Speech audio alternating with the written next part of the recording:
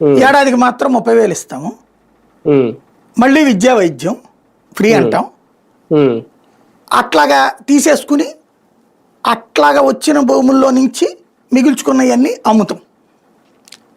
ఇక్కడ వీళ్ళ ఉద్దేశం ఏంటి, ఇప్పుడు వర్కౌట్ కావట్లే. ఇప్పుడు కొన్ని సంస్థలకు ఇచ్చారు, వీళ్ళందరూ అప్పుడు ఇచ్చిన సంస్థలో ఎవడు పెట్టలేదు కాబట్టి అక్కడ ఆశించింది ఎదగల.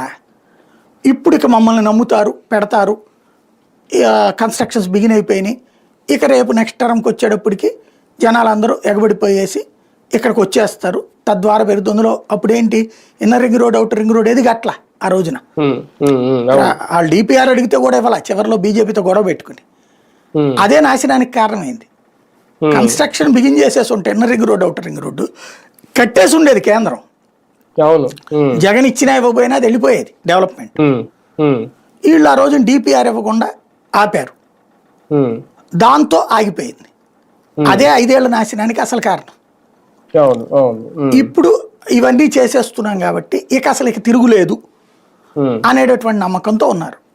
కానీ ఇక్కడ రెండు అంశాలు సార్. ఒకటి, రైతులకి నమ్మకం కలిగించాలి. ఇప్పుడు అదొక పెద్ద సవాల్ అవుతుందా లేదా చంద్రబాబు నాయుడు గారు. కానీ రెండోది ఏంటంటే వాళ్ళు గ్యారంటీ అడుగుతున్నారు. ఇప్పుడు నేను ఎమ్మెల్యేలని అదే అడిగారంట, రేపొద్దున ఒకవేళ 10 ఏళ్లలో మీరు చెప్పినట్టు డెవలప్ చేయకపోతే మా భూములు మాకు వెనక్కి ఇచ్చేస్తారని. అది అసలు సాధ్యమయ్యే పనేనా అంటే మరి అవుతుంది. సగం కన్స్ట్రక్షన్స్ ఏమైనా జరిగి మళ్ళీ రేపొద్దున ప్రభుత్వం మారితే అది సాధ్యం కాదు. ఇలాంటి టైంలో వాళ్ళని ఎలా ఒప్పించాలి,